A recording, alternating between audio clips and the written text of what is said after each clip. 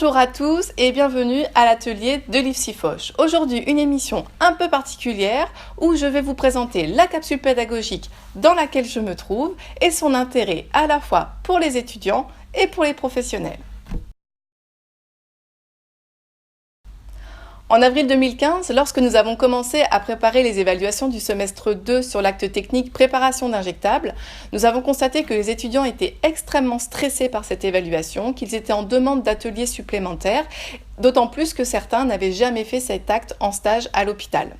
L'idée est donc venue de proposer un support pédagogique vidéo, appelé donc capsule pédagogique, et pour rendre attractif et ludique cette vidéo, le choix a été de prendre un format tutoriel YouTube avec un formateur qui présente l'émission et un formateur ou un professionnel démonstrateur. L'idée étant que ça ne dépasse jamais 10-15 minutes.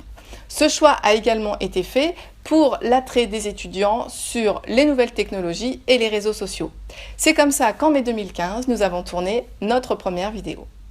Bonjour Lys. Bonjour Émilie. Alors aujourd'hui, dans l'atelier de l'IFSI Foch, nous allons vous présenter un classique du quotidien de l'infirmière, la préparation d'injectables dans une poche de perfusion. Maintenant, je vais mettre donc l'antiseptique alcoolisé bien généreusement sur mes compresses.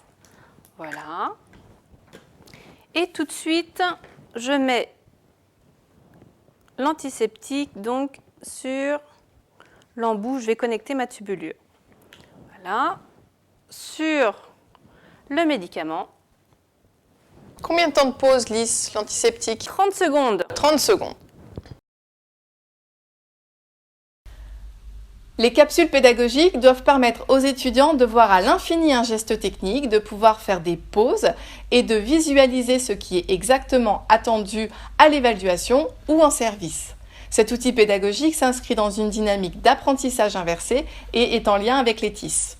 De plus, les vidéos sont disponibles pour les professionnels de l'hôpital Foch sur le site intranet et pour les autres IFSI sur la page YouTube de l'hôpital dans un objectif de partage et d'échange.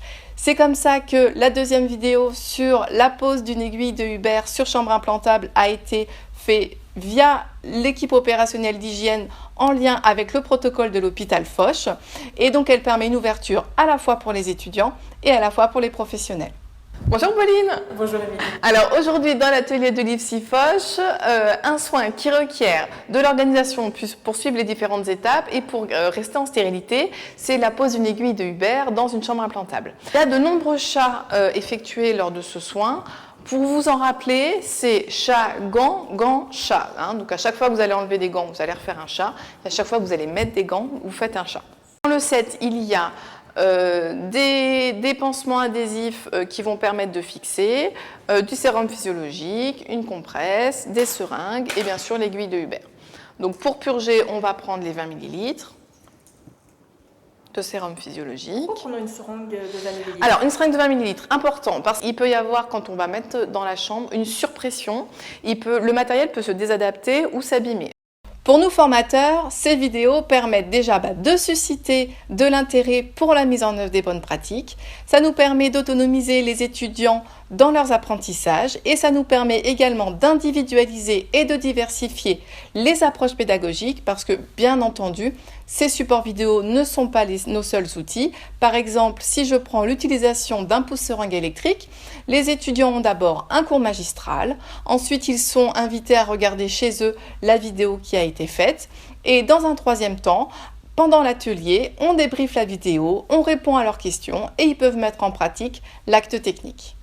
Bonjour Cyril. Bonjour Émilie. Alors aujourd'hui, dans l'atelier de l'IFSI Foch, on va parler de l'utilisation des pouces-seringues électriques. Alors, il y a différentes appellations, SAP, PSE. Est-ce que tu peux nous expliquer un petit peu la différence? Alors, grosso modo, deux appellations. L'ancienne PSE, pousse-seringue électrique. La plus moderne, SAP, communément appelée seringue autopousseuse, autopulsée. Globalement, tout ça a peu d'importance. Cela désigne l'utilisation de la même machine. Donc, on aurait presque besoin d'une troisième main pour faire ce soin. Mais avec l'expérience, en général, on y arrive. Donc, il désadapte l'ancienne tubulure et il vient attraper la nouvelle pour l'adapter. Donc là, on est bien avec un robinet fermé pour pas qu'il y ait d'air qui rentre dans les tubulures. À ce moment-là, on peut remanipuler sans compresse stérile, notre système est clos et il n'y a plus de risque pour le patient. Cyril, je te remercie pour toutes ces moi, explications Émilie. fort claires.